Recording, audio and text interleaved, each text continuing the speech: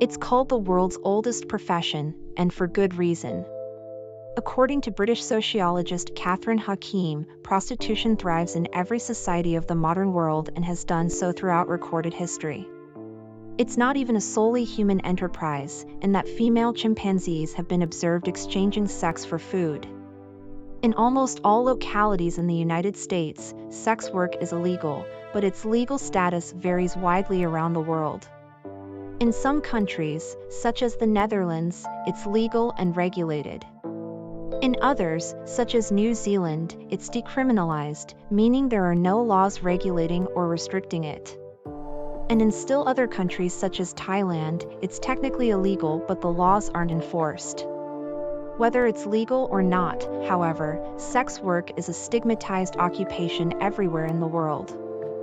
Sex workers are by and large women, and their customers are almost all men. To be sure, there are also male sex workers, but these also cater almost exclusively to men. Paid sex can be quite expensive, and men who seek it must often risk legal consequences, social stigma, and marital discord to pursue it. So, what kind of men pay for sex? This is the research question that Swedish psychologist Charlotte Diogen and her colleagues explored in an article they recently published in the Archives of Sexual Behavior.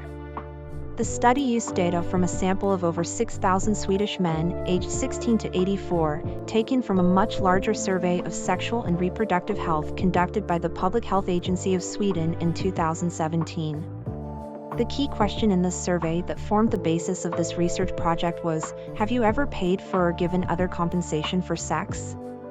Charlotte Diogen and her colleagues also considered other variables in the respondents' sex life. In particular, respondents were asked to rate their level of sexual satisfaction. Those who indicated they were dissatisfied were given the opportunity to indicate their reasons.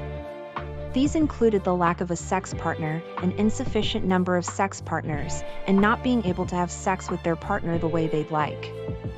Other relevant questions looked at the participants' online sexual activities. These included searching for a sex partner online and viewing pornography. Finally, Charlotte Diogen and her colleagues also looked at a variety of demographic traits, such as age, level of education, and income. About 10% of the respondents indicated that they had paid for sex at some point in their lives. This number is similar to that obtained in other studies, although the percentage is typically somewhat higher in countries where prostitution is legal or tolerated. Diogen and colleagues point out that purchasing sex in Sweden has been illegal and rigorously prosecuted since 1999. However, it's legal in many other European countries, and so it's not difficult for Swedish men to go abroad on sex holidays. Diogen and colleagues also found that older Swedish men were somewhat more likely to have paid for sex than their younger compatriots. However, it's unclear why this is the case. It could be that older men tend to have more disposable income for purchasing sex, but it could also be the case that these older Swedes had engaged sex workers before it became illegal. There may be other reasons as well why clients tend to be older. No doubt younger men find it easier to attract sex partners than older men do. Furthermore, younger men, even if they have disposable income, may be more sensitive to the stigma that surrounds paying for sex. The data available to Diogen and colleagues simply do not address this question, and this is clearly a topic for further research. Diogen and colleagues also found no significant differences in income or education between men who have paid for sex and those who haven't. In other words, men don't engage sex workers only when they have the disposable income to do so. In fact, the researchers even noted a somewhat increased tendency to pay for sex at the lowest socioeconomic levels, suggesting that those men who may be too poor to attract a partner will save up for an occasional visit to a sex worker. In the end, however, it was only the sex life variables that predicted whether men had paid for sex or not. Specifically, those who reported being dissatisfied with their sex life and who had looked for or met sex partners online were 5 times more likely to have also paid for sex than other men in the sample. Moreover, those who frequently viewed pornography were 3 times more likely to have paid for sex. These three sex life variables, dissatisfaction, online dating, and porn use, are all likely effects of high sex drive. Individual men and women vary greatly in terms of how much sex they want. But as Catherine Hakim points out, men, on average, have higher sex drives than women at all ages, and this gap only widens with age. While young women usually have no problem attracting as many sex partners as they want, some older women have little desire for sex. This widening gap between the sex drives of men and women leads to what Hakim calls the male sexual deficit. Especially as men enter into middle age, they often find themselves with a spouse who is no longer interested in sex.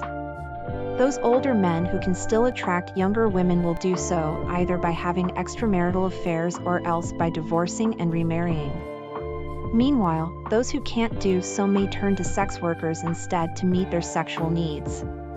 In Sweden, prostitution is viewed as a social ill based on gender inequality, and the legal strategy has been to prosecute those who purchase sex rather than those who sell it. Charlotte Diogen and her colleagues seem to agree with this view, and they maintain that their research can help set policies aimed at eradicating sex work in order to increase gender equality in Sweden. Catherine Hakim, in contrast, argues that the male sex deficit is so great that sex work can never be completely abolished, since there will always be young women willing to make their living by meeting the needs of generous gentlemen. Thus, criminalizing the sex trade only makes it more dangerous for sex workers to ply their trade. Then how do we best protect the women who engage in sex work? Gerald Mosley, a retired attorney at the California Department of Justice, conducted extensive interviews with sex workers and found that they overwhelmingly had a positive attitude toward their profession. This further suggests that legalizing or decriminalizing sex work is the best way to protect the women and men who choose to engage in this line of work.